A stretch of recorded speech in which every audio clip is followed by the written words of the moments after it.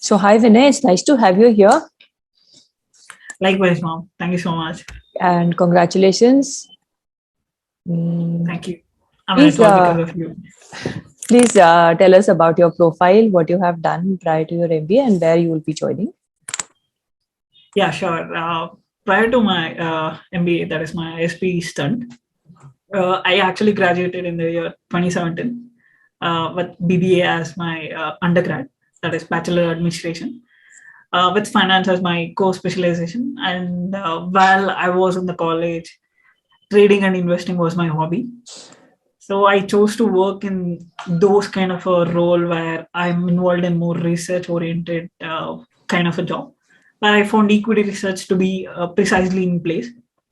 So I chose to work in a startup called Signal to Noise Capital, where I was part of the research team, where I was actually handling both fundamentals and technical trading book. So the firm was actually into PMS, portfolio management service, and a sizable part of the capital was into trading, that is proprietary trading, we call it as. So I was managing around 2 million Indian rupees in proprietary desk and also fundamental research. Fundamental research, I was actually covering cement industry and construction industry. So my expertise were lying in that field. So eventually I took up a next stint. That is, I started working as a valuation analyst. So here I got to know about US companies and a lot of exposure with getting new clients from abroad, things like that. So I got to know my weaknesses. I got to know there are many gaps in my skill set. One, the core skill set one, and the second thing is soft skills alone. So I thought I want to reskill myself. So I took up a program in IIM Bangalore. It was a short time kind of a certification program, but I didn't get the very grasp of it and the roots of it. I enjoyed, doing the course, but it was very, it was kind of a touch-based thing, and it was not exactly the depth I was looking at. So I wanted a depth course. So here comes GRE. So from then I started preparing for my GRE exams because GRE, I took up GRE because of my brother influence. So my brother was actually an engineer, and he has done his masters in Sweden. So he actually recommended me instead of GMAT, do GRE, which is actually easy, and easy in the sense the material and the guidance is something I can take it from him. So I took it from him and I prepared for GRE, and I realized a big thing is many universities in India per se they don't accept GRE or GMAT. Only some do, and the some are very good, like ISB, IMA, and things like that, the reputed ones. So I got to know about ISB and class profile, average age of the class, etc., etc. I spoke to a couple of alumni people who are very, very, positive oriented people. I like their way of approaching things, structured thinking. So this is something I felt, close to. So I thought of applying to ISB, give it a shot. I applied only to ISB, no other colleges, because one, I was not eligible because the work ex was on lower side. I had to wait 1 year or 2 years to go apply to IIM Bangalore or Kolkata, where I was actually eligible to IIM Ahmedabad, but I thought it was the class profile was not suitable to my profile. So I chose ISB, and with your help, it became a lot easier now. Seriously. Right. So, tell us about your GRE prep. How did you start with the prep? How long does it take? And what are the things that anybody should, be aware of? Sure. So lockdown really helped me. I mean, I was in the home. That's when I got time to grasp some key aspects of GRE. That is, in my library, in my home library, the GRE books were there already because my brother had did it, but I never got an opportunity to open it. It was just in dust. So I opened the books, I saw the curriculum, and there was no boundaries per se. I mean, I can't say year to year is something GRE is looking at. So it was very tedious process in the beginning. I thought of taking an prep for that too, but I was lucky in a way because my brother had Mogosh access, Mogosh GRE access, which I could leverage on. So I took Mogosh as a prep, GRE prep. I took around let's say 3 months time. It was I mean, I took easy time. I mean, it was not like aggressively all day reading or something. I used to study for 3 to 4 hours max. And the work itself was not much in those days because we were actually transiting, that is from an office culture to work from home culture. So at that point of time, even the tech was not so well equipped as today the office is. So in that transition period, I used to get a lot of time.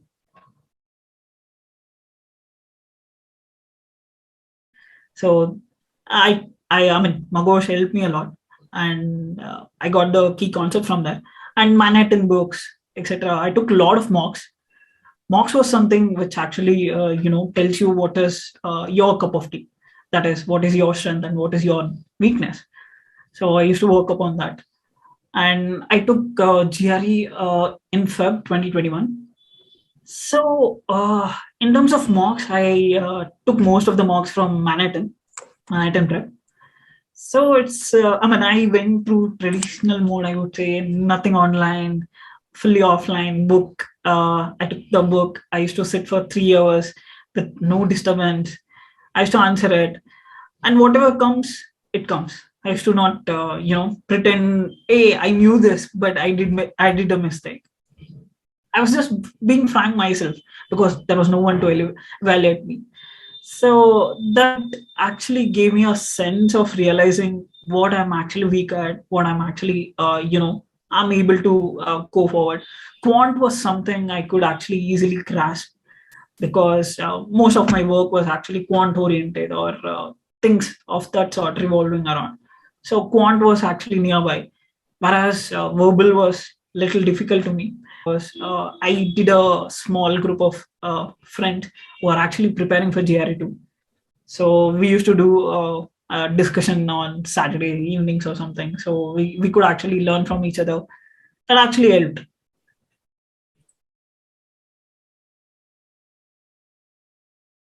Right. So coming to the application, how did you prioritize what needs to be done, and how did you? So what are the application strategies? Yes. I guess this is a crucial part. I mean, when I was doing my GRE, I thought GRE is my block, where if I cross the GRE, it is done. I mean, people will be waiting for me. So I realized it is one of the very first gate to pass. So once the block is off the way, and you get to know your strengths and weakness, that is softly, that is what I mean is you get to know what you are actually. I mean, in terms of my prep experience, when I was actually putting down on words, it seriously was so bad. The first draft, I could not read myself. It was so bad. I mean, I know something, but I am not able to convey one thing, and it's not easy. Whatever you're thinking, putting on the paper when it comes to, it's not easy. I feel. I mean, I don't know why. I mean, I felt it was quite a difficult task because I wanted to do something, but it should be conveyed in a way the reader should, encourage it.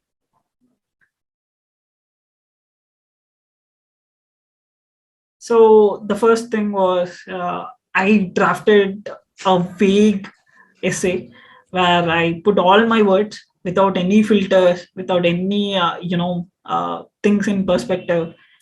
I put a vague essay. It was around 600 words, I guess. So whatever I wanted to convey in stories, I just put it over in words. And I took a notepad and drafted the whole essay, and I reread it, and some were relevant and some were not. The first essay at ISB was very straightforward. What is your leadership skill or one quality you want to portray? So this thing was actually, I had given a lot of thought process on this. I used to take deep walks with music. I used to think, what is my key strength? How should I actually, differentiate with another person? Or it's not like competition, but what is the uniqueness I have or something? I have to show something on the table. This is what all my thought process was. So I had a word with you too, mom. I remember. So in the first essay, tell me whatever you want. You had asked me, so I had explained you all those things, and you gave me a proper word. I mean, this is something you can look upon. I mean, this 3 words. So I chose to be a enterprising guy. So that is where my all the story was revolving around to. So I thought that is the best way, I can portray myself. So the story revolved around those things. Even the essay part was actually related to enterprising skill, even in the workplace, even in my college days, and things like that. Even the